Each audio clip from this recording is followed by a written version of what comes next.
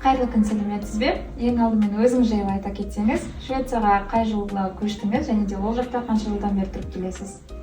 Менің атым Спартак Зикрин, мен Алматыда туылдым, Көкшетауда өстім.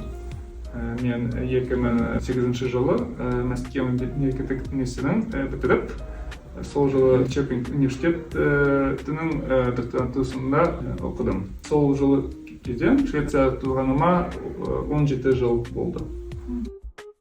А в какой сфере вы сейчас работаете и как вы в этой сфере оказались? Я сейчас работаю в Uppsalaском университете, биомедицинском центре. Uppsalaский университет – это старейший вуз Швеции. По образованию я математик, и я занимаюсь анализом изображений бактериальных клеток, например, кишечной палочки. Мы изучаем процессы жизни клеток и пытаемся получить ответы на такие вопросы, как, например, диагностика, будут ли бактерии резистентны к антибиотикам или нет. Это может использоваться, например, при заболевании туберкулезом или сепсисом. При вашем переезде с долгосрочной перспективой, насколько важно для вас было сохранить свою культурную идентичность?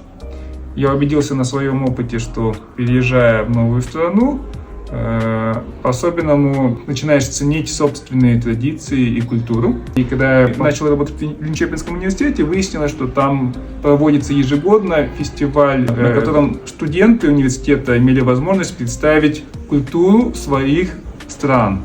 Я впервые представил Казахстан на арене этого университета для всех жителей Швеции.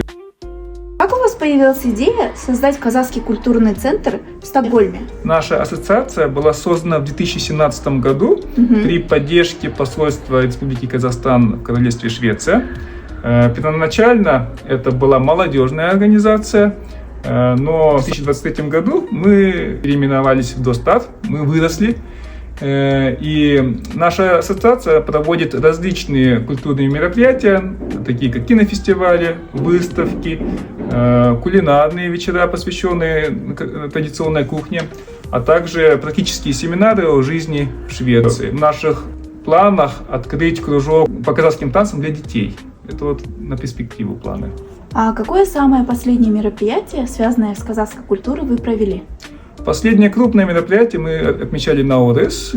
Пришло порядка 120 человек. Это был для нас рекорд. Местные таланты выступали на сцене, играли на домбре, на кобезе, пели песни на казахском. Мы позвали также представителей фан-клуба Димаша, которые для нас пели шведскую песню, переведенную на казахский язык, пели на казахском, а также они читали стихи Абай Кунанбая, которые они перевели на шведский язык.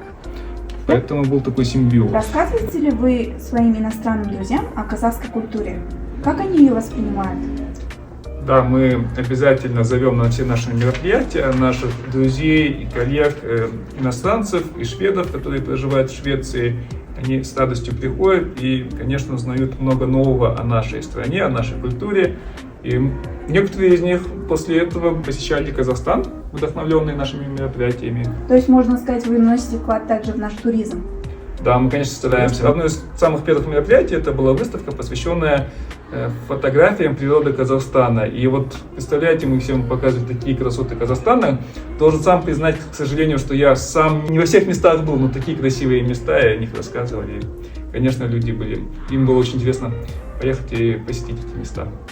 Спасибо за ваш вклад. Как на данный момент вы сотрудничаете с другими диаспорами? В Швеции есть две еще казахских организации. Одна называется «Общество Абай». Они находятся в Стокгольме. И вот в феврале мы организовали совместный показ фильма режиссера Елзата Ескендира «Абель».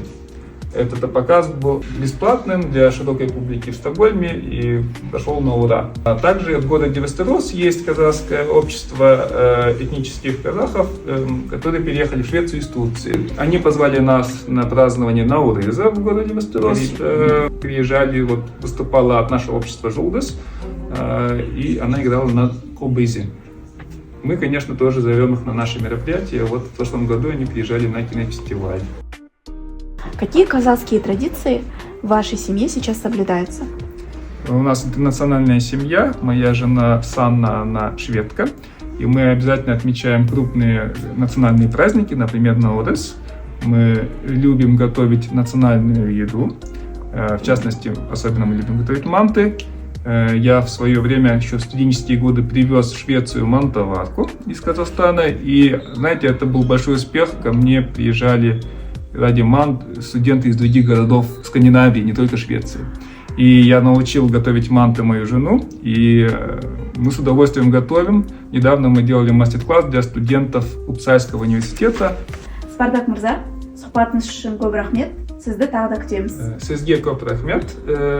Я очень благодарен за приглашение посетить летний лагерь «Жас Канат». Я убедился, какие талантливые дети живут казахи не только в Казахстане, но и за рубежом, насколько они хорошо не знают свои язык и традиции.